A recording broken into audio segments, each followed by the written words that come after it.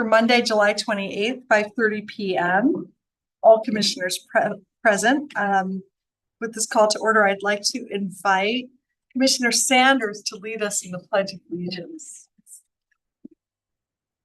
I pledge allegiance to the flag of the United States of America and to the republic for which it stands, one nation, under God, indivisible, with liberty and justice for all. All right. That lets me get out. Do we have an agenda to approve? Do I have a motion to approve the agenda? Motion approved. Second. Any discussion? All right, all in favor? Aye. Opposed? Okay, we have an agenda. Alex, I'm looking forward to your executive director. So excited, Commission President Fasaba. So we've had some fun activities here. Stormwater, forest, and stream ecology class came and studied Butt Inlet. They learned more about our Marine Terminal stormwater treatment plant, about Butt Inlet water quality, and overall had an awesome day. And we were excited to be part of their curriculum and thank them for coming and joining us for the day. An update on the Sandman tugboat auction. As folks may know, the Sandman, the historic tug, has been in dry dock in Swantown Boat Works for quite some time. Unfortunately, the Sandman Foundation, which was funding its renovations, ran out of money to continue the renovations. And ultimately, because they were in arrears to the port, we were forced to go through the process of impounding the vessel.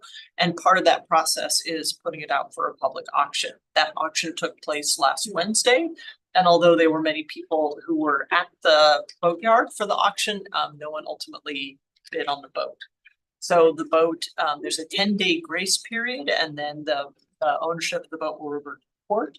And at that point, we will get together with the folks from the Sandman Foundation who are still around, the South Sound Maritime Heritage Foundation, the Olympia Historic, I guess the Historic Preservation Officer, and talk about how do we preserve the legacy of the Sandman. Ideally, we'd love to preserve the whole boat, but if we can't preserve the whole boat, how do we preserve its legacy? So more to come on that. I know folks have been asking for a town hall that I would host, and so we're gonna do that. We're gonna do it on November 12th. And so it will be here in this room and plan ahead. Right now, there's no set topic for it, but happy to take suggestions and or have it be open to whatever topic people want to talk about. So again, November 12th, we'll do lots more advertising on the website. And our public tours are back. Just a reminder, it's the first Tuesday of each month. And once again, we are partnering with Anthony's. Anthony's is giving some coupons to folks who participate in the tours for some items at their restaurant. So thanks again to Anthony's for that. And if you'd like to come on one of the tours, please go to our website. You can find the sign-up information. And then we still have some events coming. South Sound Block Party in August, the 22nd and 23rd. Movies at the Marina at the end of August and beginning of September. Harbor Days are coming over Labor Day weekend in September, and then Music at the Park is August 30th, and that is actually not at a park, it is at Percival Plaza. July 30th? I think, is it July 30th? No, I thought it was August 30th, but I could be wrong. But it is at the Port Plaza, sorry. Statement. And then last but not least, we always welcome your input, and these are all the various ways to keep in touch with us. And that is it. Even the Hands-On Children's Museum would want the named man. Yeah, that's a conversation we've had with them. I think they weren't prepared to take the whole boat, but maybe the top, the cabin could be something that could be part of the museum, the new expansion. So any and all opportunities are available to explore them. I have music in the park and to make some comments. Is it July 30th? It's Wednesday, July 30th. So it would be good to get confirmation. I'll talk to Tabor. I think it's coming to. So okay, great. That's it. Oh, Okay, so with that, we will move to public comment. And we have this new format that Commissioner Sanders helped pilot last time. So we have 3 people signed up online and 1 person in the room. And I would like to invite Carla Wolfsberg to be the first to deliver her comment.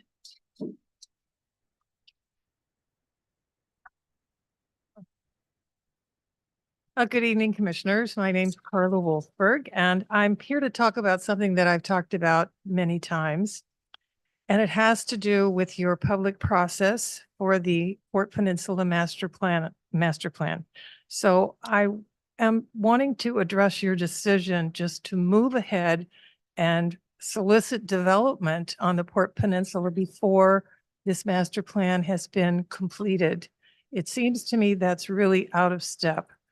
You did publish over a year ago. I attended the webinar and I've seen it online that you would have a time to engage the public in the master plan. It's been stated, I even think Commissioner Montano asked that it be earlier in the project rather than later in the planning project, but it's never happened. We've never had a town hall to engage any of us. You simply are relying on the Vision 2050 and maybe selected interest groups to interview them, but there's never been a town hall. You've had 2 webinars, which I've attended, and people can ask a couple of questions there, but there's never been a chance to really get the public together to hear what they want to see and what they want to do on the Port Peninsula. And yes, the Vision 2050, it was accepted it was approved in August of 2019. That's 6 years ago by 3 commissioners who were not here today. So I think it's time to engage the public, as you said you would do. And this development, I think, is really jumping the gun, and I'm really opposed to that, that you would solicit development. And I know that Commissioner Harding mentioned at one of the, I think it was a work session, that their public funds have been expended for this project. Yeah, you did. You expended them to learn about the project, but that doesn't necessarily mean that you have to go through with it. There's sunk costs. So they've already been spent. But if it's not sensible to go through with the project, or if you're doing it before the public has had a chance to comment, really seriously comment, I think that that's really unfair to all of us. I think you should think about what you've already published, that you had a public process, but that process has not been to engage the public. So that's what I would like to you to do right now, is to really consider finishing this project, but doing it in such a way that the public gets a chance to talk to you. All right, we need that. Ms. Wolfsberg, I know we have tried to avoid a back and forth, but I'm just wondering what project you're referring to. Port Peninsula Master Planning Project. But that has moved forward. Well, you've moved forward to develop something on the Port Peninsula. You've solicited a developer. You've talked about it at a lot of your meetings, the Waterfront Center. Okay, thank you. Okay, did that clarify that? I think so. Okay, all right. Well, I'm Thank happy you so to talk to you more about it. Thank you. We have Lee Reiner signed in to talk about Port of Olympia issues. We only have 1 person online that is signed up, and that is John Cezanne. Okay, we'll jump to John Cezanne, please. Sign up to talk about the budget. Hi. Yeah, I had a few questions and comments looking at the 2025 first half financials that I'd like to share, and to hear maybe a response from commissioners or staff. While overall revenues were down about $850,000, expenses were down by $1.2 million. And I'd like to know how this was achieved, and we possibly get some clarity around how this happened. Secondly, the interest expense is stated as a single line item in the budget under expenses. Should not these costs be allocated to the business units responsible for the borrowing? Well, the marine terminal shows a net profit before depreciation. My guess is that if the bond interest were allocated to each business unit, I think the bulk of which would probably go to the marine terminal, and perhaps environmental costs also, we'd see a different picture there. And also, I think it's unwise to discount the depreciation costs, which are essentially an indicator of future expense. And lastly, the property tax should be reported at the very bottom of the financial statement. After computing the total for all the other costs and revenues, instead of lumping it in with interest, grants, and other non-tenant revenue, if you were to subtract property tax from the bottom line, the port actually lost approximately $2.8 million for the first half of 2025. I think this would give the public a clearer picture of the reality of the port's financial operations. Thanks for the time. Thank you, Mr. Cezanne. Missy, is anyone else online now? It was asking to speak. There's the folks online right there. See your screen? All right, so with that, we will move forward to the consent calendar, which has Teresa D. Johnson CPA contract amendment and financial accounting system upgrade. Motion to approve the consent calendar. Do I have a second? Second. Any discussion? Okay, all in favor? Aye. Opposed? Okay, the motion carries. We move to item G, pending issues or businesses, none, nothing on the action calendar, nothing on the action other calendar. So we move to the advisory calendar where we get to hear from James Summer, our public works manager. James, I want you to flag somewhere in your presentation whether this work is going to affect bikers. So good evening, Commissioners. James Summer, your Public Works Program Manager, and I'm going to talk about the Marine Drive Northeast Restoration Project and the contract award. So today's presentation, it is advisory only, no action required. So we're going to talk a little bit about project purpose and scope, the project status, and then the next steps. So to start, I thought it'd be helpful just to show location and the project scope. So this project starts at Olympia Ave, goes along Marine Drive Northeast up to the Marine Terminal entrance. So the scope of work, it is to remove all of the existing material between the curb and gutters. It's about 0.47 miles. Once that is all removed, the subbase will be compacted. We'll add about 6 inches of crushed base course and then 6 inches of asphalt. Currently, the asphalt ranges from about 2.5 inches thick to about 4 inches. And so this upgraded design will really increase performance of the roadway for the heavy haul freight corridor that it is. It will also update all the existing pedestrian ramps to meet ADA compliance. Not all of them are. And then it will also include pavement striping, which will include bike lanes. So all the bike lanes will be restriped and symboled, and we'll have a completely new roadway. Project status. So we had our bid package that we put together. We published on July 7th. As I mentioned earlier in the day, these bids close on August 1st, which is this Friday. I believe it is 9 a.m. And at the time of closing, we will also do the bid opening and determine the lowest responsible bidder. So the date that this presentation was put together, July 23rd, we had 41 different firms that had downloaded the bid documents. A number of them have started their submissions. And so we anticipate we will have multiple bidders on this one. Construction will begin after the contract award in August, and we are anticipating about a 45-day duration. It could be a little bit quicker, but with some built-in buffers, it'd be about 45 days. So the next steps will be requested at the August 11th meeting. And so at that point, we will be bringing forth the bid results, and we will be recommending the lowest responsible bidder and asking for authorization to execute a contract. I would ask for any questions or comments. James, are you or someone else participating in the conversations on the Plum Street overhaul with Squaxin Island Tribe and City of Olympia, given the new hotel? And no, not I am not currently. Is anyone on the staff in tapped? So no.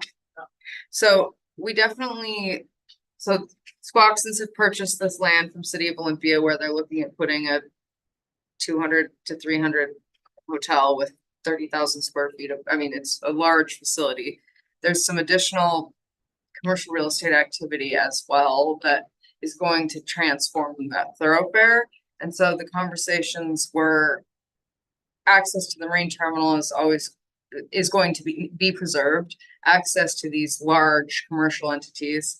And then I think could start thinking creatively about, someone mentioned the idea of turning Cherry Street between Fourth and State into a pedestrian road, which then connects directly to Walker John's trail that we talked about, which then connects directly to the Children's Museum and the Billy Frank Jr. Trail. And so we need to be a part of the conversation as far as the connectivity with the work that we're talking about here, and then reimagining that, but then also thinking creatively about access to the peninsula from a redevelopment standpoint. So I thought we were going to be tapped to be a part of those conversations, and I don't know who that would be, but we need to figure that out. Do you know who's leading the conversations? Who's organizing it? No, so I would probably reach out to the City of Olympia. And I know they've been having conversations with Squaxin about it. Because Squaxins, as part of their purchase, had, they were gonna work collaboratively on transportation solutions. That's good to know. No, I'm not currently involved, but definitely we won't be. Transportation, it's always a connecting dot. So this is one thing that connects with a bunch of other things. So thank you. I know that's a little bit of a tangent. No, that's perfect. This one's been mainly focused on Marine Drive only because Olympia Ave is the city. So that's kind of been where the scope of this one stopped. This had seemed to me like the kind of topic that, if it's uncontroversial, would be appropriate for a consent calendar, but please let Alex know if you have an update for Commissioner Harding about her question that we'd want to keep on the agenda. I think the consent calendar would be great, and if you have an update, you can put it somewhere else in an executive director report, or more so, I just wanted to make sure you guys were knowing that was happening. Because there's some other stuff that's not completely, there's a lot of moving parts. Well, and the long-term effects on the marine traffic. Important. Totally, like, we need to advocate for our access. And we need to make sure it's compatible with pedestrian and bike. Because we know that that's gonna continue to be what our community wants. And so how can we be creative around that so that we are maintaining our truck traffic transportation routes and our commercial access while creating more walkability and more bike access. That's where I mentioned like making that road pedestrian, like let's think outside the box. These are large projects that are going to transform the entire area. And so it doesn't have to be just adding a lane. It can be, we were joking about the wildlife crossing on I-90 and you're like, you could do a people crossing or And Mike, to his credit, also has, we had some initial conversations with Lot about convening a conversation with Lot and the city and the port to talk about all of this, including pedestrian corridors, for instance. When you have a renovated or expanded Hands-on Children's Museum, right now the only hotel is the DoubleTree, and the walk to the Hands-on Children's Museum is down a street that has some challenges. And then Lot has an interest in what if we even think about moving the freight corridor. And so I think there's some really great conversations to happen, and I think we should include Lot in that as well. Yeah. And so it sounds like Commissioner Harding was mentioning about finding the convener, but it sounds like something where the port might have to be the convener. Yeah, and Mike tried, the city folks both bailed on the meeting because I think they had other issues pop up, but we're gonna try to reconvene that meeting. And it's all of these conversations converge, right? And I think the hotel capacity is such an incredible constraint to our tourism. And so again, looking to getting to yes, we did 2 feasibility studies on a hotel on the Port Peninsula. Both said, yes, please build a hotel. And so these are things that will not only activate our land, mitigate sea level rise, address environmental concerns, public access, connectivity. It's just gotta start connecting the dots. I know I sound a little salty, but I'm looking at the budget and it really is, we gotta.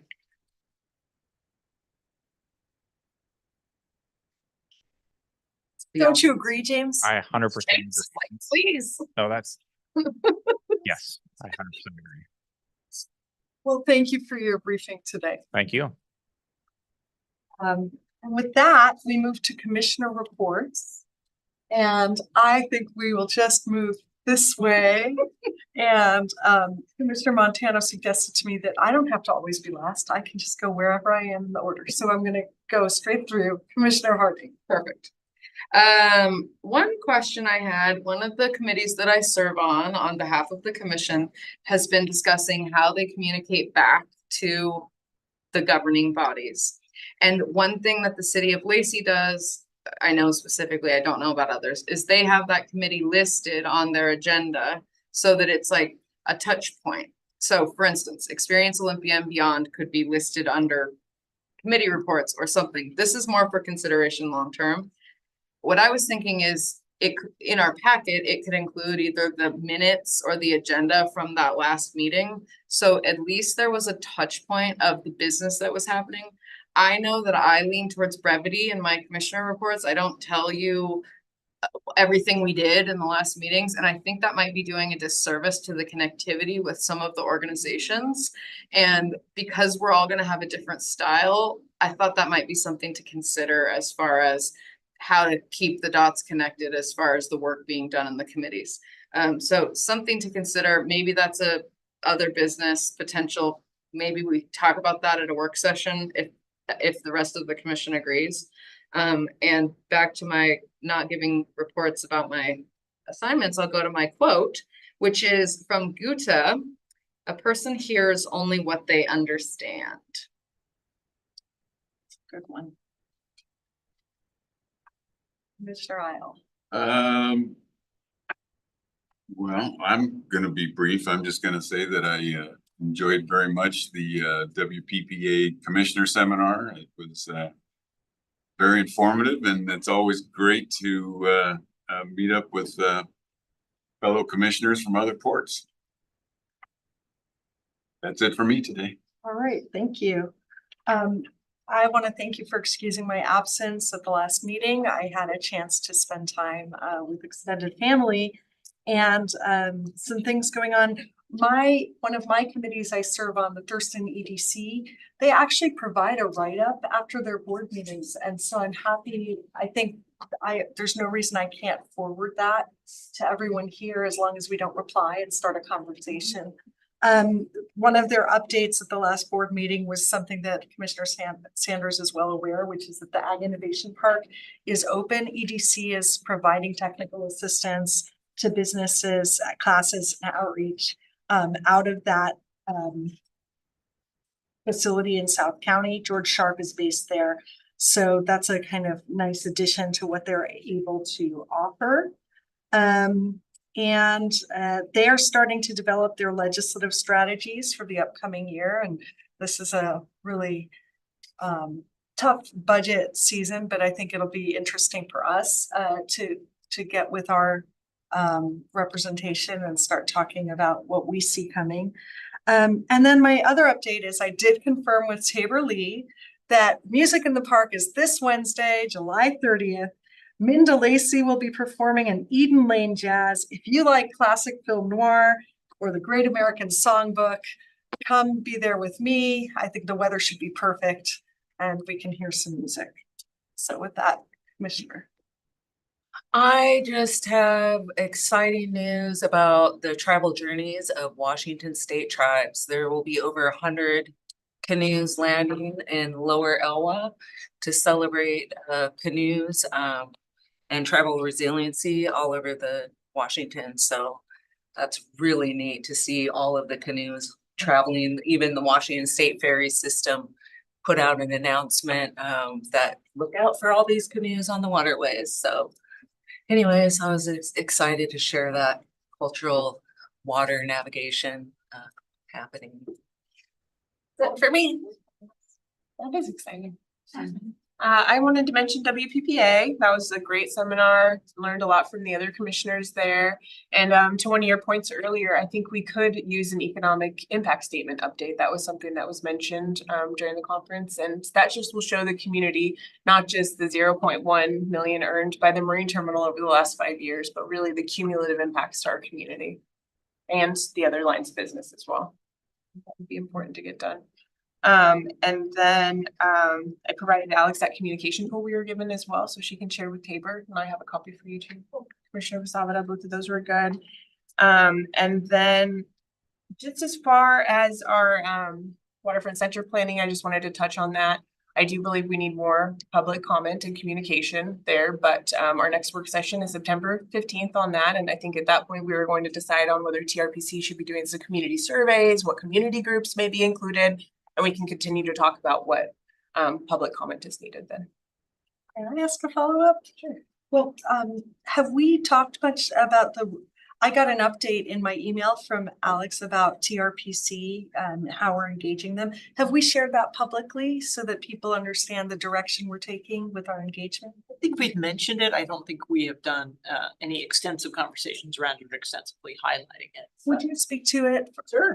So I think we've shared that the original contractors we were working with on the Peninsula Master Plan, we decided that it was going in a direction that wasn't aligned with what we wanted with the port.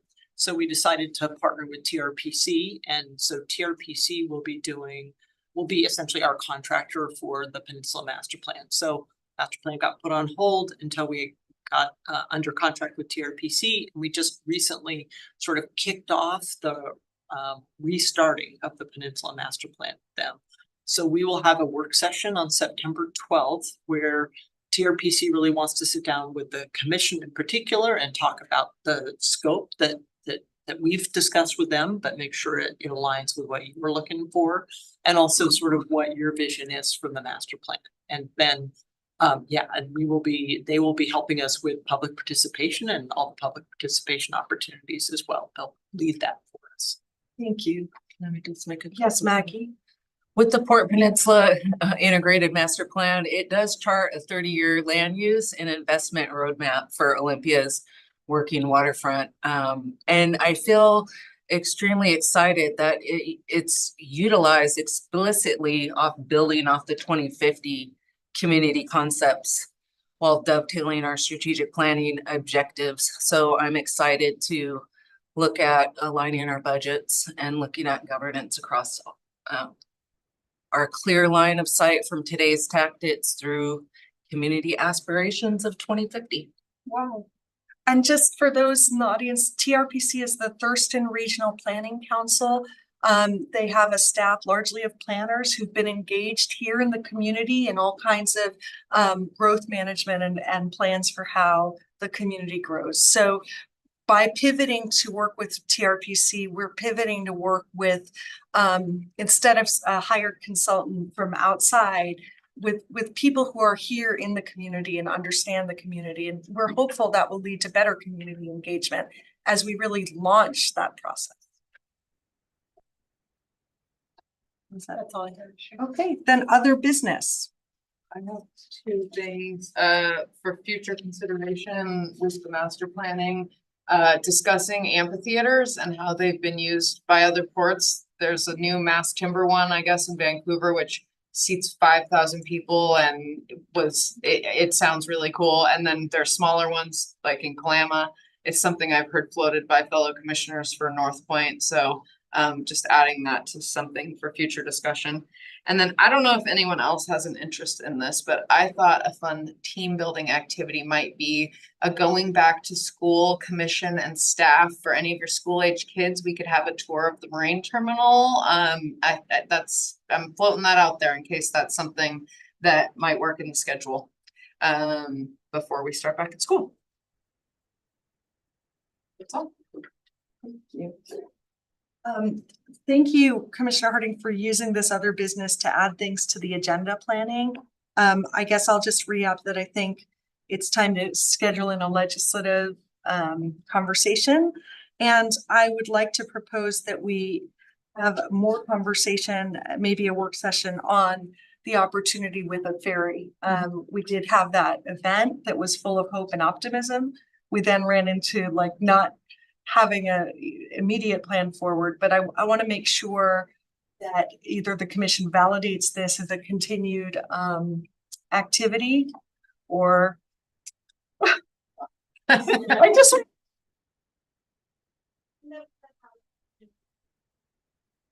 And we actually are having follow-up conversations with our consultant Peter Phillips tomorrow about sort of where he thinks we should go next. any other business? Okay, meeting announcements. They're coming, there they are. So our next meetings our next regular business meeting for the commission is Monday, August 11th, 5:30 p.m. right here. On Monday, September 8th, we also have a commission meeting. Monday, September 15th, we have a work session, and that's where TRPC will come and speak with you.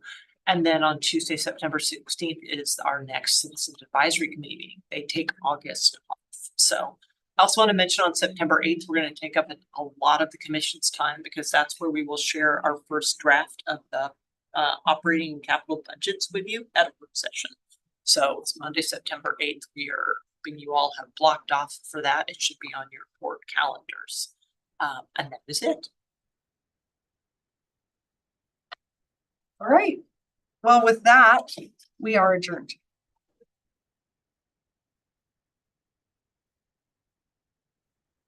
I thought it was going to be a super long time.